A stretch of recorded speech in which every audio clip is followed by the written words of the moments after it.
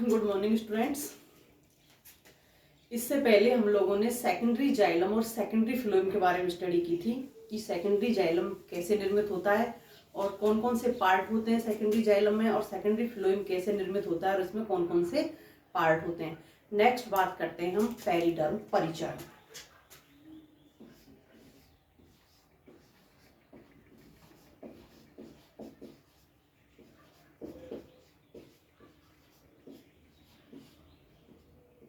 परिचरण,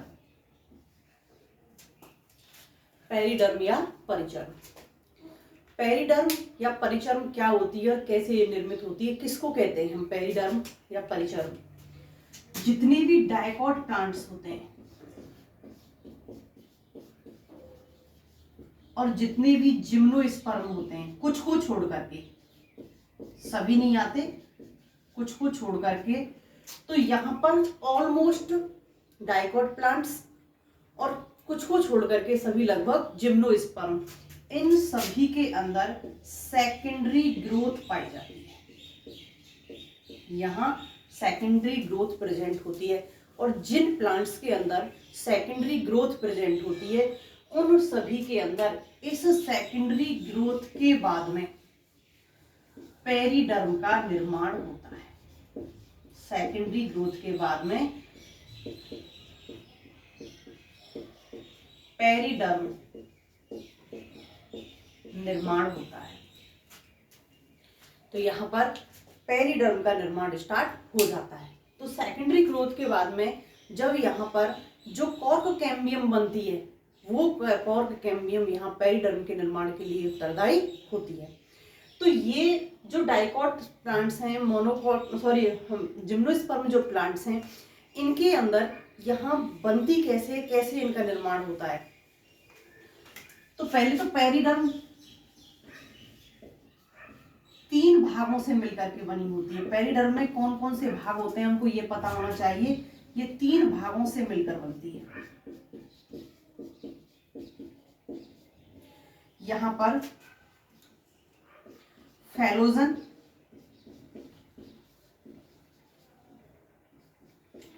phellum और phelloderm. Phellogen, phellum और phelloderm, काग स्तर,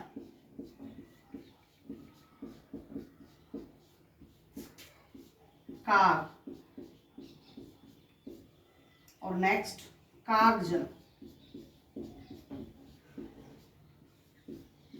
इसको कॉर्क कैम्बियम भी कहते हैं। Cork cambium. तो यहां ये तीनों मिलकर के किसका निर्माण करते हैं? पेरिडर्म का निर्माण करते हैं। फैलोजन का कागजन, फैलोजन कहें या कागजन कहें या कॉर्क कैम्बियम कहें, फैलम या काग, फैलोडर्म या कागस्तर, ये तीनों यहाँ पर के मिलकर के पेरिडर्म या परिचर्म का निर्माण करते हैं। और इन तीनों का निर्माण कब होता है? सेकेंडरी ग्रोथ के बाद में होता है। जब प्लांट्स में सेकेंडरी ग्रोथ स्टार्ट हो जाती है तो सेकेंडरी ग्रोथ के बाद में यहाँ पर सेकेंडरी जाइलम और सेकेंडरी फ्लोएम का निर्माण हो जाता है। तो जाइलम को छोड़ दो क्योंकि यहाँ पर जाइलम समाहित नहीं होता है। वेस्कुलर कैम्बियम से बाहर वाला जो रीजन होता है, वो वेस्कुलर कैम्बियम से बाहर वाला रीजन यहाँ पर परिचर्म के अंदर आता है और वही चीजें यहाँ पर प्रेजेंट होती हैं। अब इसमें फ्लोएम का कौन सा पार्ट है या सारा ही फ्लोएम है? तो स्टूडेंट्स यहाँ पर कंप्लीट फ्लोएम होता है क्योंकि प्रत्येक वर्ष नए जाइलम फ्लोएम बनते हैं। मैंने आपको सेकेंडरी ग्रोथ के टाइम बताया था। तो प्रत्येक वर्ष जब नए जाइलम फ्लोएम बनते हैं तो पुराने वाला जाइलम तो सेंटर की तरफ आ जाता है और पुराने वाला फ्लोएम कहाँ चला जाता है? बाहर की ओर। तो ये पुराने वाला जो फ्लोएम है, ये फ्लोएम कॉर्क कैम्बियम यहाँ पर परिचर्म का निर्माण करते हैं। तो यहाँ फर्स्ट देखते हैं हम फैलोजन।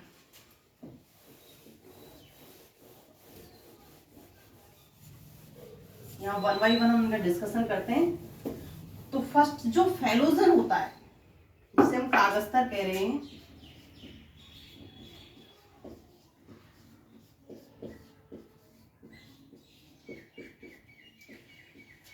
ये फैलोजन का निर्माण किससे होता है? तो यहाँ पर ये इस वास्तविक रूप से देखा जाए तो ये सेकेंडरी मेरिस्टेमेटिक टिश्यू है।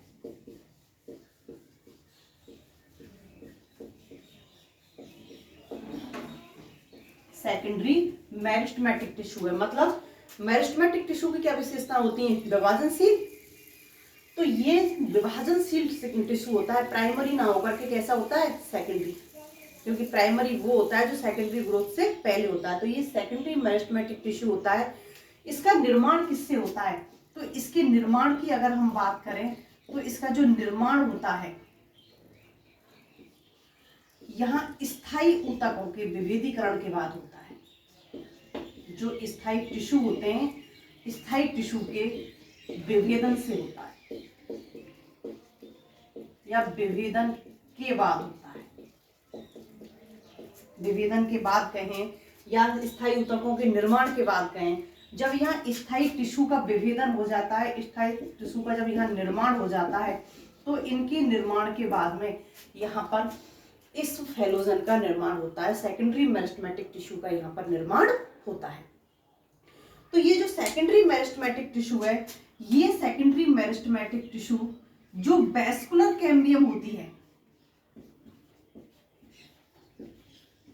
जो वैस्कुलर कैम्बियम होती है, वैस्कुलर कैम्बियम कैसी होती है? पार्श्व विभजोतक है।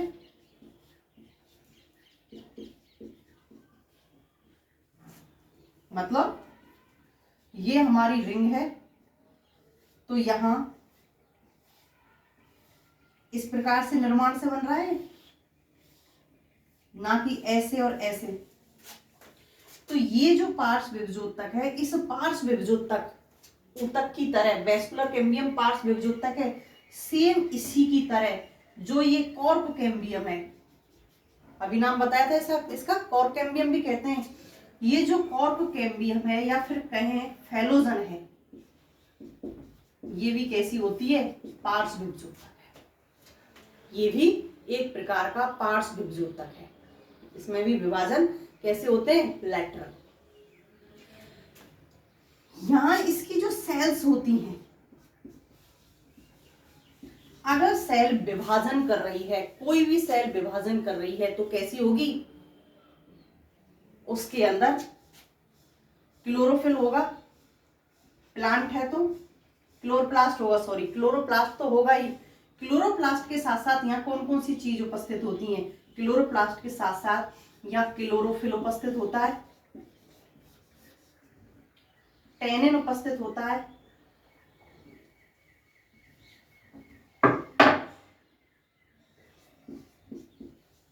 रेजिन भी हो सकता है। तो यहाँ पर क्लोरोफिल उपस्थित होता है, टैनिन उपस्थित होता है, वैक्यूल्स उपस्थित होती हैं। तो ये सारी चीजें उपस्थित होती हैं। इसका मतलब सेल्स कैसी है? लिविंग है, और लिविंग है तभी क्या कर रही है? विभाजन। तो ये लिविंग सेल्स होती हैं। यहाँ पर फोटोसिंथेसिस की प्रोसेस भी इनके अंदर होती है, टैनिन उपस्थित होता है, रेजिन भी मिल जाता है, और वैक्यूल्स भी यहाँ पर उपस्थित होती हैं। ये सेल्स सघन रूप से व्यवस्थित नहीं होती, सघन रूप से व्यवस्थित नहीं होती। रीजन क्या है? अगर सघन रूप से व्यवस्थित होंगी तो यहाँ पर बातरंध्र नहीं पाए जाएंगे, लेंटिसील नहीं पाए जाते हैं। तो इस लेयर में बातरंध्र उपस्थित होते हैं, इस लेयर में बातरंध्र उपस्थित होते हैं। और जहां बातरंध्र उपस्थित होंगे वहां क्या होंगे? अंतरकोशिकीय अवकाश। वहां पर अंतरकोशिकीय अवकाश उपस्थित होंगे, और अंतरकोशिकीय अवकाश उपस्थित हैं तो सघन लेयर नहीं होगी। अंतरकोशिकीय अवकाश उपस्थित हैं तो सघन लेयर भी नहीं है। तो यहाँ इन बातरंध्रों की वजह से यहाँ सघन रूप से व्यवस्थित ये नहीं पाए जाते, अंतरकोशिकीय अवकाश पाए जाते हैं। और अंतरकोशिकीय अवकाश भी कैसे होते हैं? जहां बातरंध्र उपस्थित होंगे। अभी हम आगे पढ़ेंगे लेंटिसील को, कि लेंटिसील का निर्माण कैसे होता है और क्या इनका अरेंजमेंट होता है। तो वहां पर बड़े बड़े अंतरकोशिकीय अवकाश पाए जाते हैं। अब इस फैलोजन का निर्माण किससे होता है, कौन सी परत है जो फैलोजन का निर्माण करती है? तो यहां पर एपिडर्मिस भी हो सकती है, कॉर्टेक्स भी हो सकती है और हाइपोडर्मिस भी हो सकती है। देखा जाए तो हाइपोडर्मिस किस में आ जाती है, कॉर्टेक्स के अंदर ही। यहां कोई सी भी लेयर हो सकती है, एपिडर्मिस से भी हो सकता है, कॉर्टेक्स से भी हो सकता है और हाइपोडर्मिस से भी यहाँ पर फैलोजन का निर्माण हो सकता है।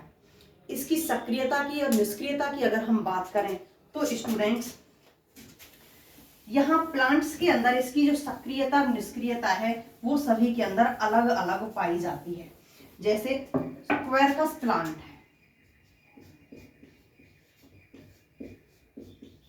क्वेरकस प्लांट होता है, इस क्वेरकस प्लांट में सक्रियता जो होती है वो वेस्कुलर कैम्बियम के समान होती है। वेस्कुलर कैम्बियम के समान होती है। वेस्कुलर कैम्बियम के समान कैसी होती है कि वेस्कुलर कैम्बियम जब तक सेकेंडरी ग्रोथ नहीं हो रही है तब तक कैसी होती है, सुप्त अवस्था में, निष्क्रिय अवस्था में होती है। जब सेकेंडरी ग्रोथ स्टार्ट हो जाती है तो ये कैसी हो जाती है, क्रियाशील हो जाती है। अब डिपेंड करती है कि यहाँ पर फैलोजन जो है वो ऑलवेज क्रियाशील रहेगी, हमेशा ही क्रियाशील रहेगी या फिर कभी कभी होगी। तो यहाँ पर सभी प्लांट्स में ये व्यवस्था अलग अलग पाई जाती है। किसी में साल में एक बार ही क्रियाशील होगी, किसी में साल में 2 बार क्रियाशील हो जाएगी। तो यहाँ ये व्यवस्था सभी में अलग अलग पाई जाती है और डिपेंड करती है किस पर, फैलोजन की क्रियाशीलता हार्मोन पर डिपेंड करती है, टेम्परेचर पर डिपेंड करती है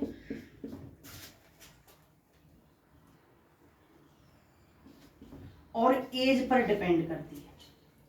प्लांट की एज क्या है, हार्मोन्स किस प्रकार के हैं, वहां टेम्परेचर कैसे हैं और पादप की दीप्तिकालिता क्या है। आप लोगों ने सेकंड ईयर में पढ़ा है पादप की दीप्तिकालिता कैसी है। तो इन सारी चीजों पर फैलोजन की जो क्रियाशीलता है वो क्रियाशीलता डिपेंडेंट होती है।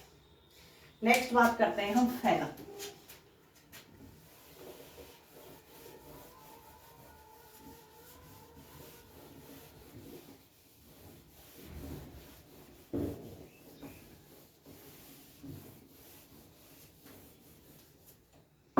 सेकंड फैलम,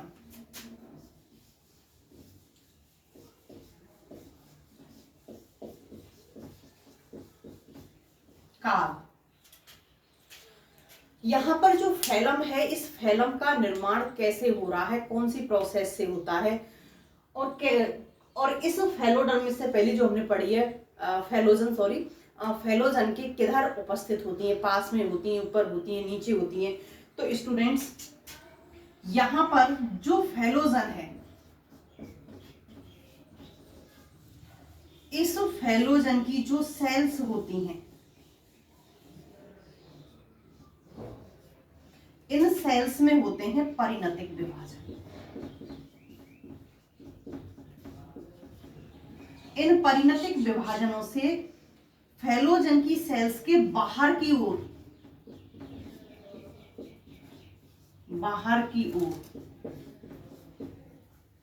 ये जो सेल्स हैं, लेयर्स हैं इसकी,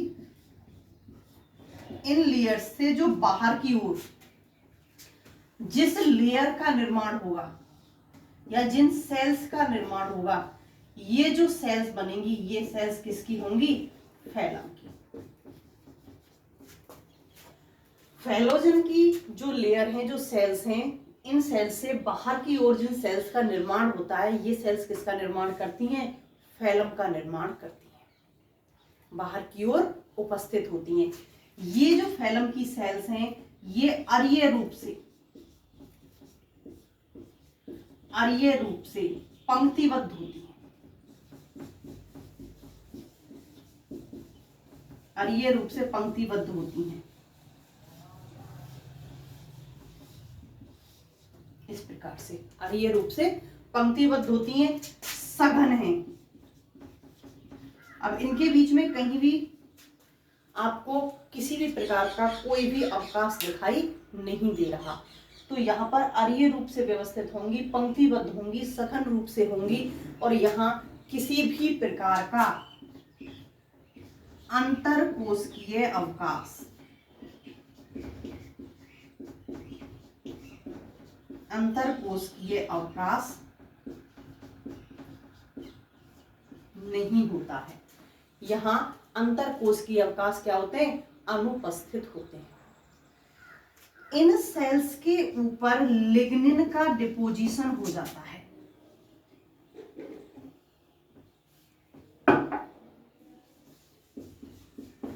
लिग्निन का डिपोजिशन हो जाता है, और जहां स्टूडेंट लिग्निन का डिपोजिशन हो गया वहां सेल्स क्या हो जाएंगी? डेड।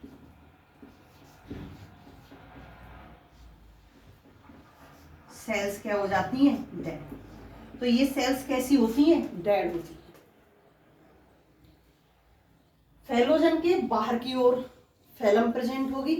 फेलम की सेल्स परिणतिक विभाजनों से बनेंगी, अरीय रूप से पंक्तिबद्ध होंगी, अंतरकोशिकीय अवकाश एब्सेंट होंगे, सेल्स में लिग्निन का निक्षेपण होगा, और निक्षेपण की वजह से क्या होंगी? सेल्स डेड होंगी। जरूरी नहीं है सेल्स ओवेल सेल्स हों, ये कैसी होती हैं? बहुभुजीय।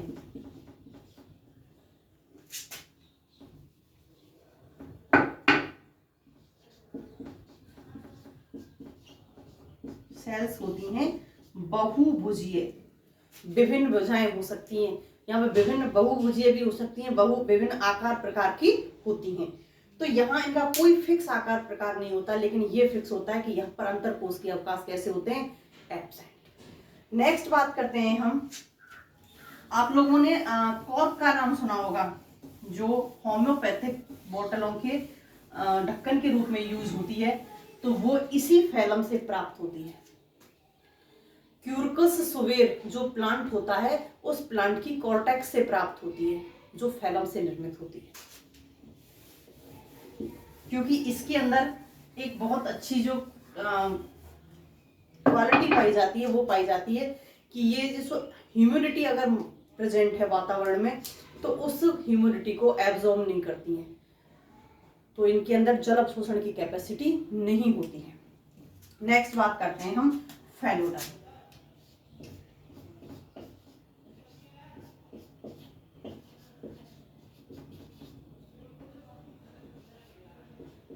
फैलोडर्म,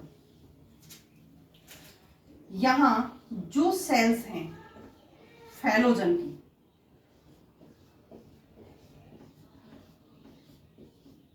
ये सेल्स किसकी हैं? फैलोजन की। इन फैलोजेंस की सेल्स में वही परिणतिक विभाजन होगा, और परिणतिक विभाजन से जो अंदर की ओर सेल्स बनेंगी, अंदर की ओर,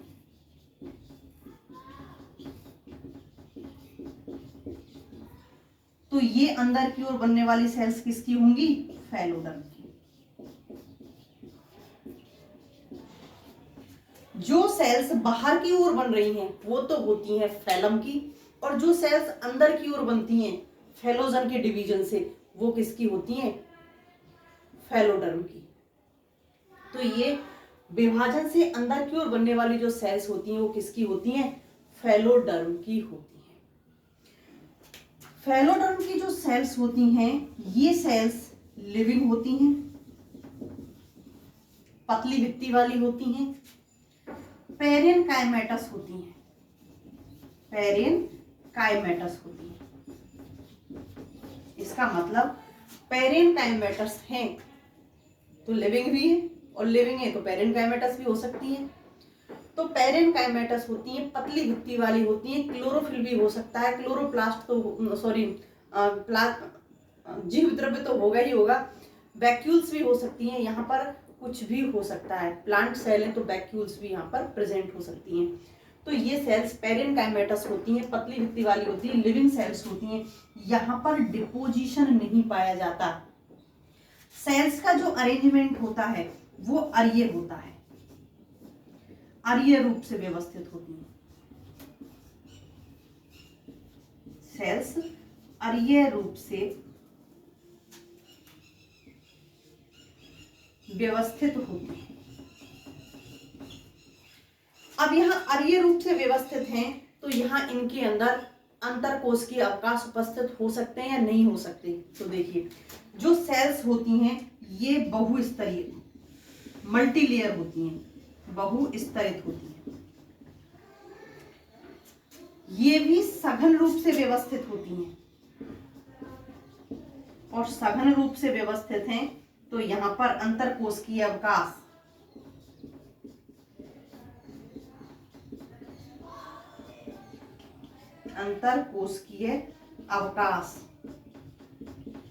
क्या होंगे? एब्सेंट।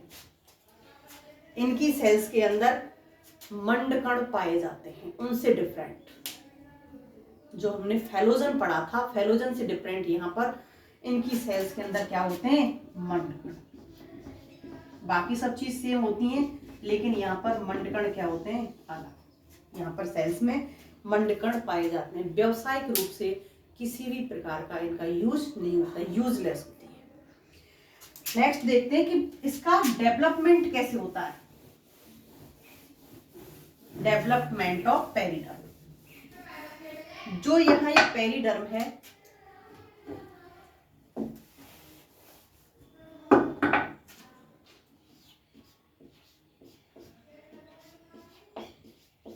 डेवलपमेंट ऑफ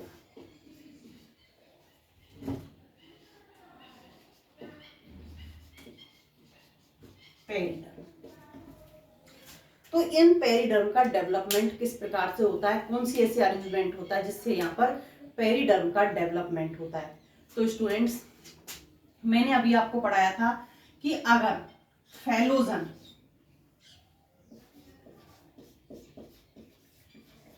मान लिया ये फेलोजन की लेयर है,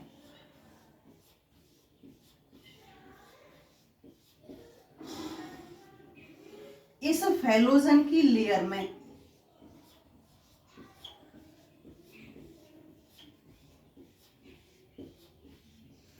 अगर विभाजन बाहर की ओर हो रहा है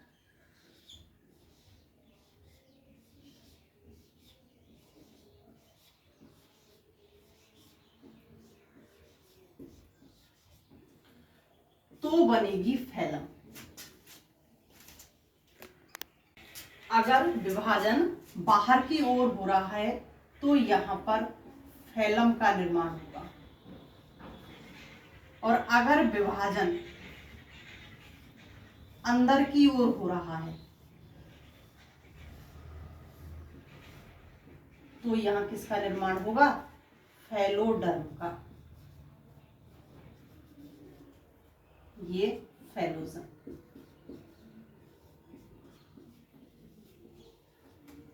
बाहर की ओर फैलम और अंदर की ओर फैलोडर्म। अब देखिए ये भी निर्माण कैसे होगा। अगर सबसे आउटर मोस्ट, जो सबसे आउटर मोस्ट लेयर है, इस आउटर मोस्ट लेयर से निर्माण होता है, ये आउटर मोस्ट लेयर क्या करती है? फेलोजन की विभाजन करती है, तो इससे जो निर्माण होगा वो किसका होगा? फैलम का।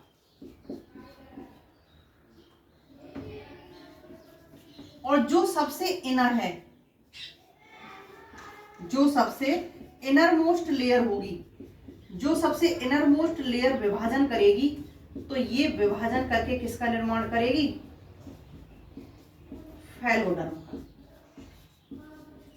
तो ये चीज डिपेंड करती है कि यहां पर निर्माण फैलम का होगा या फैलोडर्म का होगा। आउटर मोस्ट लेयर में अगर विभाजन हो रहा है तो एक परत किसकी रह जाएगी? फैलोजन की, क्योंकि यहाँ पर एक सेल दो विभाजन करके दो बना रही है, तो एक ऐसे होगी और एक ऐसे, एक ऐसे और दूसरी ऐसे, तो ये तो किसकी रह जाएगी? फैलोजन की, और ये किसकी बन जाएगी? फैलम की। और अगर इनर मोस्ट सेल में विभाजन हो रहा है तो एक परत किसकी होगी? फैलोडर्म की, और दूसरी अंदर वाली, बिल्कुल अंदर वाली फैलोडर्म की, और इससे ऊपर वाली किसकी होगी? फैलोजन की। तो इस प्रकार से यहाँ पर डिवीजन होता है। अगर यहाँ हम फैलोजन में और फैलम में, इन दोनों के बीच में अगर हम लेयर्स की संख्या देखें कि जो लेयर्स हैं इनकी संख्या किस प्रकार है। तो स्टूडेंट यहाँ जो फैलोजन है इसकी संख्या क्या हो, सॉरी स्टूडेंट्स,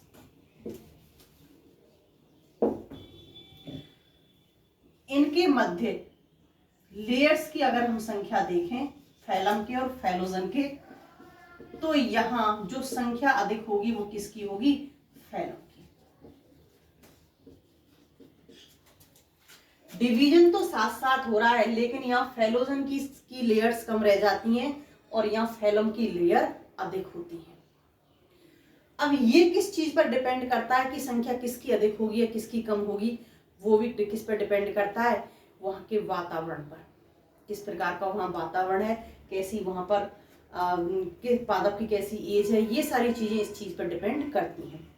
नेक्स्ट, जब सेकेंडरी ग्रोथ हो रही है तो सेकेंडरी ग्रोथ के समय अगर जो फैलम है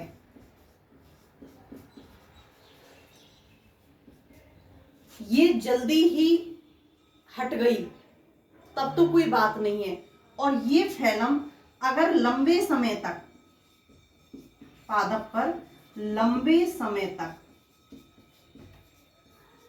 उपस्थित है, मान लिया ये सेकेंडरी ग्रोथ फर्स्ट हो गई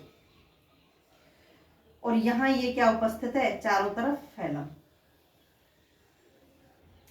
सेकेंडरी ग्रोथ फर्स्ट हो गई, अब सेकेंड हुई, ये तो फर्स्ट की बात है स्टूडेंट। अब अंदर सेकेंडरी ग्रोथ क्या हुई, सेकेंड, क्योंकि फर्स्ट के अंदर की ओर ही बनेगी। अब जब ये सेकेंडरी ग्रोथ हुई है तो तने का क्या बढ़ रहा है, व्यास, इसके अंदर फैलने की कैपेसिटी नहीं है, ये फैल नहीं सकती। इसका मतलब कि ये कोशिकाएं विभाजन करके अपनी संख्या नहीं बढ़ा सकती, लेकिन अंदर जो बनी है कॉर्क कैम्बियम वो कैसी है, विभाजनशील।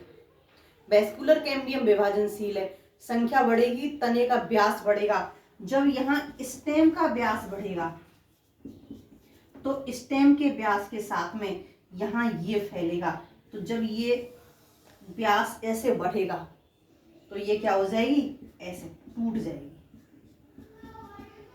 तो जो फैलम होती है आउटर मोस्ट वो कैसी होती है, टूट जाती है, टुकड़ों में विभक्त हो जाती है।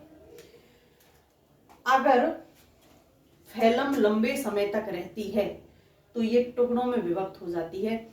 आपके नोट्स में एक चीज लिखी हुई है कि अगर फैलोजन रिंग के रूप में बनती है तो फैलम भी रिंग के रूप में होती है।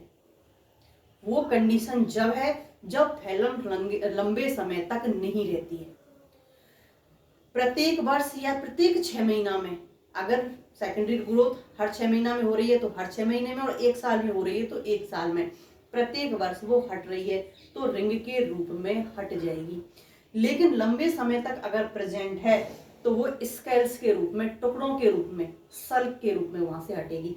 तो उसके साथ साथ जो फैलोजन है वो भी टूटेगी। कैसे टूटेगी कि इस साल की जो फैलोजन है वो रिंग के रूप में प्रेजेंट है, इसमें सेकेंडरी ग्रोथ हुई तो जो पुरानी फैलोजन है वो टूट जाएगी और नई फैलोजन किस में रहेगी, रिंग के रूप में। तो यहाँ पर अभी आगे आएगा कि ऐसा क्यों होता है। जब आपको पेरिडर्म पढ़ाऊंगी, सॉरी राइटोडर्म पढ़ाऊंगी, जब आपको बताऊंगी कि ऐसा क्यों होता है, तो यहाँ पर जो पुरानी फैलम है वो फैलोजन के साथ साथ में अगर उतर रही है तो रिंग के रूप में उतर जाएगी, प्रत्येक वर्ष उतर रही है, 6 महीने में उतर रही है, और अगर लॉन्ग टाइम तक रहेगी तो वो फिर स्केल्स के रूप में ही हटेगी। नेक्स्ट राइटोडर्म देखते हैं नेक्स्ट लेक्चर।